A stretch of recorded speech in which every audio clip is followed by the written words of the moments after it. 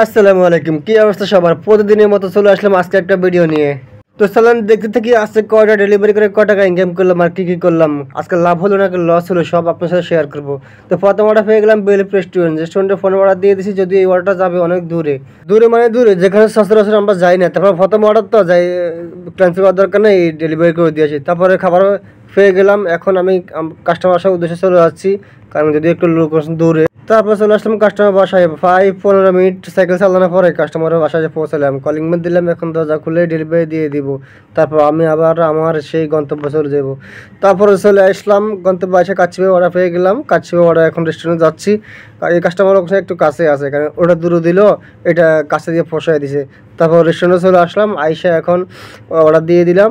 Order দিয়ে এখন একটু অপেক্ষা করতে হবে, যেহেতু তাদের একটু ভিড় আছে। তো অপেক্ষা করতে করতে ভাবলাম নিজেকে একটু দেখাই যে সেরা ঠিক আছে কিনা, চুলগুলো ঠিক আছে কিনা একটু দেখলাম আর কি। ও যদি আরেক ভাই বলতেছে কী করেন ভিডিও নিয়ে, আমি বললাম হ ভাই ভিডিও করতেছি।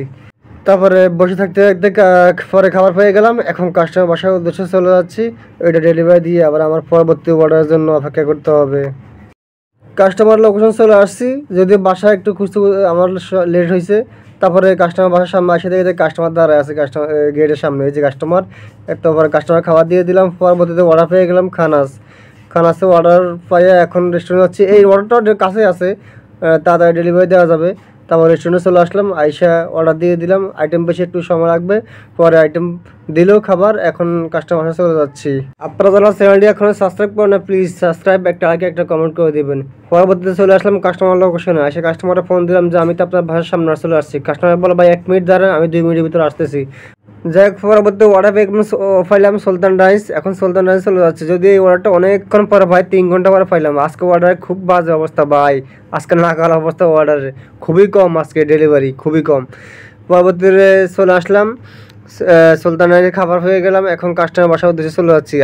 আজকে যে কী হবে জানি না, আজকে ইনকাম একেবারে কম, একেবারে যা বলার বাহিরে। যাই হোক, পরবর্তী কাস্টমার লোকেশন চলে আসলাম, কাস্টমার ফোন দিলাম, কাস্টমার বলে ভাই উপরে আসেন। তো উপরে যেতে হবে, উপরে যেয়ে কাস্টমারের খাবারটা ডেলিভারি দিয়ে দিতে হবে। পরবর্তীতে অর্ডার পেলাম দার্জিলিং মোমো, যদিও আপনাদের এখানে দেখাচ্ছি যে ব্যাক টু ব্যাক পাচ্ছি, আসলে ব্যাক টু ব্যাক না, প্রায় 1 ঘন্টা 1.5 ঘন্টা 3 ঘন্টা পর পর এক একটা অর্ডার পাইতে হচ্ছে, কারণ আজকে অর্ডার নাকাল অবস্থা। পরবর্তীতে রেস্টুরেন্টে চলে গেলাম, রেস্টুরেন্ট গিয়ে আইটেম দেখলাম, আইটেমটি আছে কিনা, তো বললো আছে। তো অর্ডার দিয়ে আমি একটু বাইরে দাঁড়ালাম, বাইরে দাঁড়ার পরে কিছুক্ষণ পরে খাবার পেয়ে গেলাম, এখন কাস্টমার বাসার উদ্দেশ্যে চলে যাচ্ছি। একবার কমেন্ট করছিলেন যে ভাই ফাটাওতে কাজ করতে কি লাগে। ফাটাওতে কাজ করতে হলে আপনার আইডি কার্ড লাগবে, আপনার রেফারেন্সের ফ্যামিলির যে কোনো একজনের আইডি কার্ড লাগবে, তাহলে হবে। আর আপু কমেন্ট করছিলেন যে ফার ডেলিভারি কত করে ডেলিভারি পান। তো আমাদের সর্বনিম্ন 40 টাকা, উপরে 3 কিলোমিটার উপরে পার কিলোমিটার 10 টাকা করে ডেলিভারি চার্জ দেওয়া হয়। এই হলো আমাদের ডেলিভারি অবস্থা। যাই হোক, পরবর্তীতে আমি এখন বেনারসি ফলে দিয়ে যাচ্ছি কাস্টমার লোকেশনে।